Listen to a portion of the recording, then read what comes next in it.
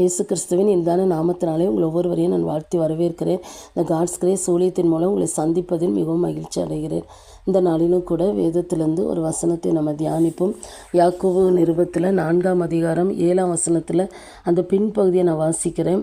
பிசாசுக்கு எதிர்த்து நில்லுங்கள், அப்பொழுது அவன் உங்களை விட்டு ஓடி போவான்னு சொல்லப்பட்டிருக்கிறது. பிசாசுக்கு எதிர்த்து நிற்கணும்னு சொல்லி வேத வசனம் சொல்லுது.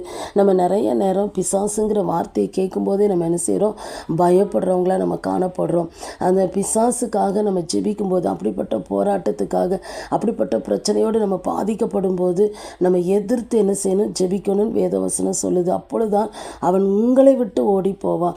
நமக்கு விரோதமாக எந்த போராட்டமும் சத்ருவால் என்ன செய்ய முடியாது, பண்ணவே முடியாது. நம்ம நிறைய நேரம் அதை எதிர்த்து ஜெபிக்கிறத விட நம்ம கண்ணீரோடு நம்ம என்ன செய்கிறோம், பயந்து ஜெபிக்கிறோம். அப்படி ஜெபிக்கும்போது அந்த பிசாசு என்ன செய்ய மாட்டான், ஓட மாட்டான். எதிர்த்து ஜெபிக்கும்போது தான் அவன் நம்மளை விட்டு என்ன செய்வான், ஓடி போவான் வேதவசனம் சொல்லுது. பாருங்கள், இயேசு கிறிஸ்து கூட அந்த அசுத்தாவியை துரத்தும் போது அதட்டினான்னு சொல்லப்பட்டிருக்கிறது. அப்போ நம்ம அதட்டி துரத்தி நம்ம என்ன செய்யணும், ஜெபிக்கிறவங்களா காணப்படணும். அவனுடைய வல்லமையை விட நம்மோடு இருக்கிற தேவனுடைய வல்லமை பெரியது. ஒரு முறை தூத்துக்குடியிலேருந்து ஒரு ஊழியக்காரர் டீமாக ஜெபம் பண்ண வந்தாங்க ஜீசஸ் ரெடீம்ஸ்க்கு. நான் அப்போ அந்த ப்ரேயர் டீமில் இருந்தேன். எங்களுடைய ப்ரேயர் டீமை அவங்களோட இணைந்து அன்றைக்கி ஜெபம் பண்ணோம். ஆனால் அன்றைக்கி அவங்க அந்த பகுதியில் இருக்கிற எல்லா ஏரியாவில் இருக்கிற பிசாசின் வல்லமைகளெல்லாம் அவங்க கட்டி ஜெபம் பண்ணாங்க.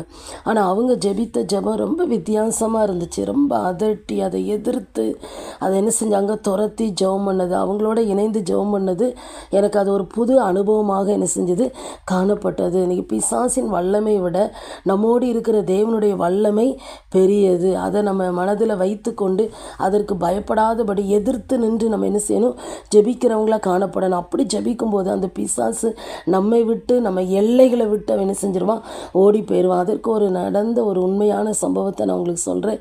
அநேக வருஷங்களுக்கு முன்பதாக நடந்த காரியம். வட இந்தியாவில் மிஷினரிகள் ஆண்டவருடைய ஊழியத்தை அவங்க செய்து கொண்டிருக்கும் போது ஆண்டவருடைய வார்த்தையை அறிவிச்சிட்டு எல்லாருக்கும் நோட்டீஸ் கொடுத்தாங்க. அந்த நோட்டீஸில் ஒரு சின்ன ஜீசஸ் படம் இருந்துச்சு. அதில் ஒரு மந்திரவாதியும் இருந்தார். அவரும் என்ன செஞ்சார், அந்த நோட்டீஸை வாங்கிட்டு மந்திரம் செய்கிறதுக்காக தன்னுடைய இடத்துக்கு வந்தார். அப்போ அவருக்குள்ளே ஒரு எண்ணம் வந்துச்சு, இவரும் ஒரு கடவுள்னு சொன்னாங்களே, அப்போ இந்த தெய்வத்தையும் நம்ம என்ன செய்யும், ஒட்டி வைப்போம்னு சொல்லி தன்னுடைய சுவரில் அந்த பேப்பரை ஒட்டி வைத்துட்டார்.